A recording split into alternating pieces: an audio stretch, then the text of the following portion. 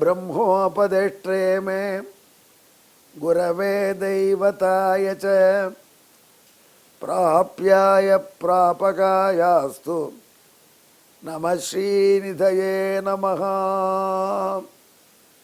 नमो वेंकटेशाय।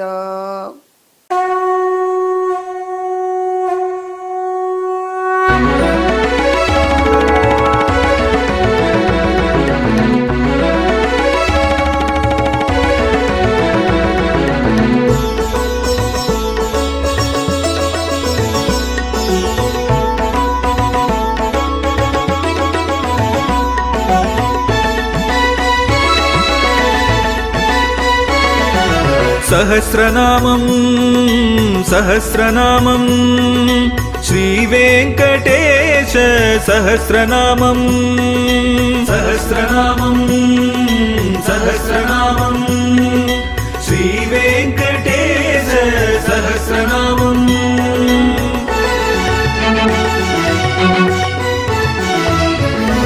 உலகில் கலிவினை தோஷம் அகற்றும் நாமம் சஹஸ்ரநாமம்.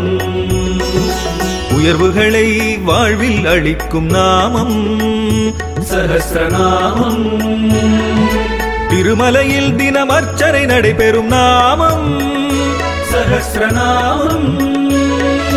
திருவேங்கடனின் தரிசனம் காட்டும் நாமம் சஹஸ்ரநாமம்.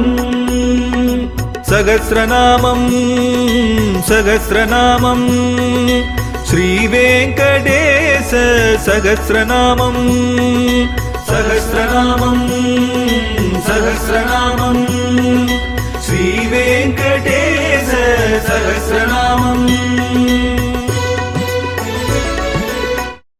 वसिष्ठ भगवानुக்கு नारदर उपदेशिத்த वेंकटेश दिव्य सहस्रनामம் நாள்தோறும் திருவேங்கடமுடையான் திருச்செவி சாத்துகின்ற சகஸ்ரநாமம். அதே நாம் இப்பொழுது 136வது திருநாமத்தை ரசிக்கப் போகிறோம்.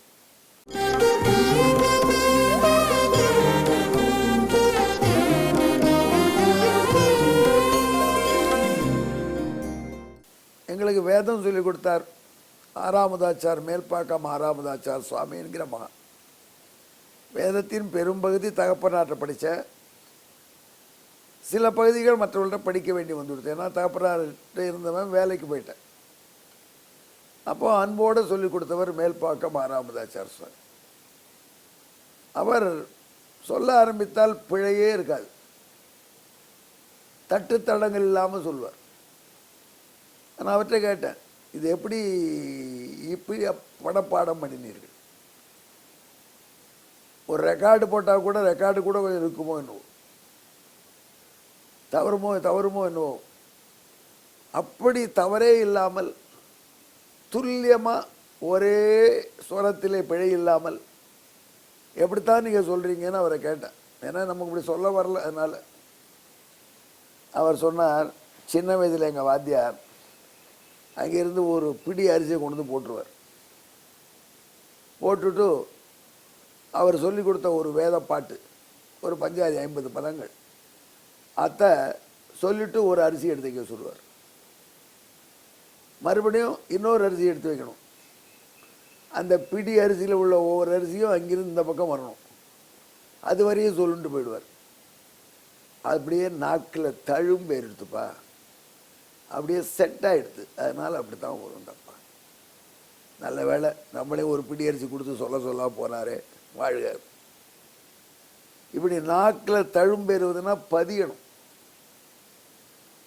பிரம்மா அவரை கூப்பிட்டாங்க, இரண்யகசிபு. அவன் ஆட்சி காலத்தில் உயர்ந்த உச்சமாக ஆட்சி ஆள்றான். இந்த பிரம்மா கொடுத்த வரத்தினால தான் அவன் இன்னைக்கு இரண்யகசிபுவா நிற்கிறான் மன்னனா. ஆனால் வரம் கொடுத்த அப்புறம் இவன் தான் ஆளாயிட்டான். ஓட்டு போடுற வரைக்கும் தான் மக்களை எல்லாரும் செல்விட்டு அடிப்பாங்க. யார்? நம்ம அரசியல்வாதிகள்லாம், எலெக்ஷன் இருக்கிற வேட்பாளர் வீட்டுக்கு வருவாங்க, டீ போட்டு கொடுப்பாங்க, காபி போட்டுருவாங்க, காலை பிடிச்சி விடுவாங்க, எல்லாம் பண்ணுவாங்க. அவர் தேர்ந்தெடுக்கப்பட்டு சட்டசபை மெம்பர் ஆகிட்டார்னா அப்புறம் அவர் வீட்டு வாசல் அவர் பார்க்கணுன்னா காசு தூரத்தில் இருக்கணும். கடுதாவது கொடுத்துட்டு போய் ஐயா கழுத்து இருக்கிற மறுதாரம் கொண்டு வந்திருக்க பிஏட்டை கொடுத்துட்டு போன்னு போயிடுவார். அந்த இரண்யகசிபுவும் இதே மாதிரி தான். மக்களாகிற பிரம்மா வரம் என்கிற ஓட்டை கொடுத்துட்டாருனா, எம்பி எம்எல்ஏ பதவி வந்துடுதுன்னா அப்புறம் இவரையே உதைக்கிறான். அதனால் என்ன பண்ணுவான், கார்த்தால பிரம்மா வர சொல்லுவான். நீ 4 வேதமும் சொல்வீராமே, 4 மாயா ராமா, புது வேதம் சொல்லு. என்ன புது வேதம்? ஹிரண்ய வேதம் சொல்லு, என்னை பற்றி பாடு அப்படின்வான். அவனை பற்றி ஸ்தோத்திரம் பண்ணணும். எந்த ஸ்தோத்திரம் பண்ணுறது? இல்லாதும் பொல்லாதும். நீயே உலகத்தை படைத்தாய், நீ ஆளுகிறாய், நீ அழிக்கிறாய், உன்னுடைய திருவடியிலே நான் முகன் நான் படிக்கிறேன், புதுசாக இன்னொன்று சொல்லு அப்படின்னு நாத்தழும்ப நான்முகன், நாக்கில் தழும்பேறும்படி இப்படி அரிசியை தூக்கி இப்படி போட்டால் சொல்கிற வரைக்கும் சொல்லணும். அப்படி போல ஹிரண்யகசிபுவை ஸ்தோத்திரம் பண்ணிட்டே இருந்தார் பிரம்மா. அப்புறம் கூப்பிட சிவனை அப்படின்வான். நீ சர்வஜன்னு சொல்கிறாங்களே, எல்லாம் தெரிஞ்சவர்னு. அப்படி உடுக்கையை தட்டினா சான்ஸ்கிரிட் கிராமரே வந்ததுனால நம்ம பற்றி ஒரு கவி பாடுன்னுவான்.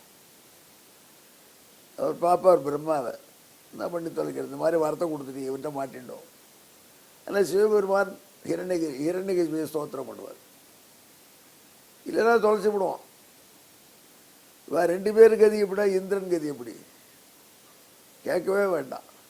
எல்லாருக்கும் நாக்கில் தழும்பேர் எடுத்து ஹிரண்ய ஸ்துதி இப்படி ஸ்தோத்திரம் பண்ணிட்டே இருந்தாங்க. எம்பெருமான் ஹிரண்யகசிபுவை சம்மரிச்சான். சம்மரிச்சுட்டு அப்படி உட்காந்தான் சிம்மாசனத்தில். உடனே பிரம்மா ஸ்தோத்திரம் பண்ண ஆரம்பித்தார். ஹிரண்யன்னு ஆரம்பித்தார். பெருமாள் ஒரு பார்வை பார்த்தான். மன்னிக்கணும் சுவாமி, நாக்கில் தழும்பேர் எடுத்து அது ஹிரண்யன் வந்து எடுத்து, இருந்தாலும் ஹிரண்யவாணி மூத்தையை தாங்கள் ஹிரண்யனை சமரித்தவர் அப்படின்னு ஹிரண்ய ஹந்திரே நமகான்னு சொல்கிறேன் அப்படின்னு சமாளிச்சுட்டார் பிரம்மா. இப்போ சமாளித்து ஹிரண்ய ஹந்திரே நமகான் திருப்பி ஸ்தோத்திரம் பண்ணி இப்போ இது நாத்தழும்பேர் எடுத்து. அப்படி பிரம்மா. சிவபெருமான் கதையும் அதுதான், இந்திரன் கதையும் அதுதான். இப்படி இவர்களெல்லாம் தங்க நாக்கில் தழும்பு ஏறும்படி இரண்டனை ஸ்துதி செய்ததை விட்டு அந்த இரண்டனை ஸ்தோத்திரம் செய்யும் பொழுது அவனுடைய கட்டளைக்கு பயந்து, அவனுடைய அராஜகத்துக்கு, அவன் கொடுங்கோலுக்கு பயந்து செஞ்சாங்க. இப்போ அவனுடைய கொடுங்கோல் ஆட்சியிலிருந்து விடுதலை வாங்கி கொடுத்த எம்பெருமானை அன்போடு ஸ்தோத்திரம் பண்ணுறான். அவ்வளோதான் வித்தியாசம். ஹிரண்யகசிபுவை அவர்களை ஸ்துதித்ததற்கும் திருமாலை அவர்களை ஸ்தோத்திரம் பண்ணுவதற்கு என்ன வித்தியாசம்னா அந்த உணர்ச்சி. அப்போ கடனே அப்படின்னு இருந்தாங்க. அதாவது கல்லூரி மாணவனுக்கோ பள்ளிக்கூட மாணவனுக்கோ கம்பர் பாட்டோ இளங்கோடிகள் பாட்டோ சொல்ல சொன்னால் கடனேன்னு சொல்லுவான். ஆனால் கண்ணதாசன் பாட்டுனா டபால் அடிச்சிடும். அவனுக்கு பிடிச்சி போன சினிமாவில். அதை போல எம்பெருமான் அவருடைய வைபவத்தை சொல்லக்கூடிய ஸ்தோத்திரங்கள் அன்போடு சொல்லி அதில் நாத்தழும்பி போனார். பழைய புண் போய் இப்போ நாக்கில் இப்படியே தழும்பேறி வச்சது நாராயணனுடைய தொதிகள். அப்படி அவர்களை ஸ்தோத்திரம் பண்ண முடியாது வீற்றிருந்தான் ஹிரண்யகசிபுனுடைய சிம்மாசனத்தில் நரசிம்மமூர்த்தி. அந்த சீனை நினைத்துப்பார் வசிஷ்டா. அப்படி ஸ்தோத்திரம் பண்ணப்பட்டுவதனால எம்பெருமான் நரசிம்மனுக்கு என்ன திருநாமம் கொடுக்கலாம்? அவன் பிரம்மா ருத்ரன் முதலிய தேவர்களினால நன்கு வழங்கப்பட்டவன். வணக்கம் வாயால் மட்டும் ஸ்தோத்திரம் கீழே விழுந்து உடம்பால் வணங்கி மனதால் அவனை சிந்தித்து வாயால் அவனை துதி பண்ணினார்கள்.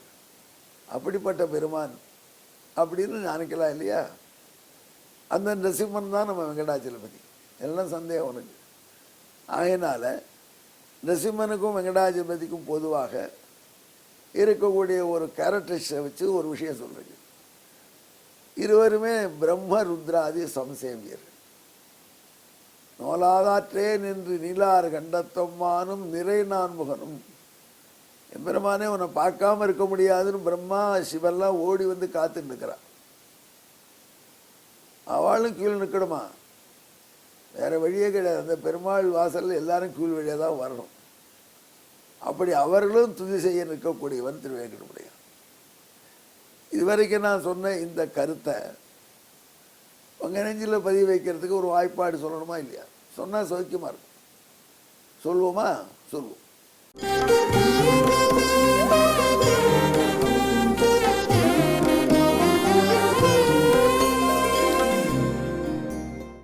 जिह्वायां रणचिन्नानां स्फूर्ति स्यात् यथा तथा ब्रह्मरुद्रादि संसेव्यः सुतहेमे स्तुतः सुरैः.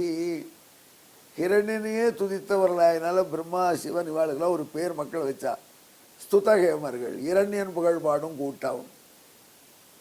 அப்படி இரணியன் புகழ்பாடும் கூட்டமாக இருந்த சிவபெருமான் பிரம்மா முதலிய வானவர்கள் இப்பொழுது இரண்யன் புகழ்பாடி நாத்தெழும்பேறி போனதை விட்டு இது என்ன பேருருவம், இது என்ன மிடுக்கு, இது என்ன திரள், இது என்ன வீரியம், இது என்ன சௌரியம், இது என்ன பலம், இது என்ன பராக்கிரமம் என்று எம்பெருமானை துதிக்கத் தொடங்கினார்கள், பாடத் தொடங்கினார்கள். பாடி பாடி நாட்கள் தழும்பேறும்படியாக பாடிக்கொண்டு அவன் புகழை சொல்லி வணங்கினார்கள். ஆகையினால இரண்டினை துதித்து நாத்தெழும்பு பெற்றவர்களால் துதிக்கப்பட்ட எம்பெருமான் ஆயிட்டான். அதனால் அவனை பிரம்மருத்ராதிகளினாலே இடையறாமல் துதிக்கப்பட்ட பெருமான் என்ற அடிப்படையில் பிரம்மருத்ராதி சம்சேவியன் என்று திருநாமம். அன்பர்களே, இந்த பிரம்மருத்ராதி சம்சேவியன் என்கிற திருநாமத்தை தியானம் சொல்லிக்கொண்டே நீங்கள் திருவேங்கடமணி யானையை வழிபடுங்க. ஜருகண்டி சொல்றதுக்குள்ள சொல்லிடுங்க. ஏன்னு கேட்டால் இந்த வார்த்தையை கேட்ட உடனே உங்களுக்கு பிரம்மா சிவரெல்லாம் பாராட்டு கொடுப்பார். நாங்கள் ஸ்தோத்திரம் பண்ணுறோங்கிற உண்மையை சொன்னேப்பா. இவனுக்கு தான் ஜாத்த வேதஸ்ன்னு பேர். வேதம் முழுக்க இவனை துதிப்பதற்காக ஏற்பட்டது. நாங்களும் இவனை துதிப்பதற்கே தோன்றியவர்கள், நீங்களும் இவனை துதிப்பதற்கே ஏற்படுத்தப்பட்டவர்கள். இதை உணர்ந்து விட்டீர்களானால், நாங்கள் கூட இவனை துதித்தே வாழ்கிறோம் என்று உணர்ந்து விட்டீர்களானால், அப்புறம் உங்களுக்கு வாழ்க்கையில் உணர வேண்டிய விஷயம் ஒன்றும் கிடையாது. இந்த எம்பெருமான் அருள்வான் என்று அவர்களும் நம்மை பாராட்டுவார்கள். அப்படிப்பட்ட உயர்ந்த கம்பீரமான திருநாமம் இது. இந்த திருநாமத்தினுடைய பின்னணி எம்பெருமான் சர்வேஸ்வர் அகிலாண்ட பிரம்மாண்ட கோட்டி நாயகன். அவனை அகிலாண்ட பிரம்மாண்டத்தில் இருக்கக்கூடிய பிரம்மாக்களும் கைலாசங்களிலே உள்ள சிவபெருமானும் துதிப்பதில் ஒன்றும் விந்தை இல்லை. அந்த அடிப்படையிலே இது நாரதர் உபதேசம் பண்ணுறார். எங்கே என்னுடன் சேர்ந்து சொல்லுங்கள். பிரம்மருத்ராதி சம்சேவ்யாய நமஹ. நமோ வெங்கடேசாய.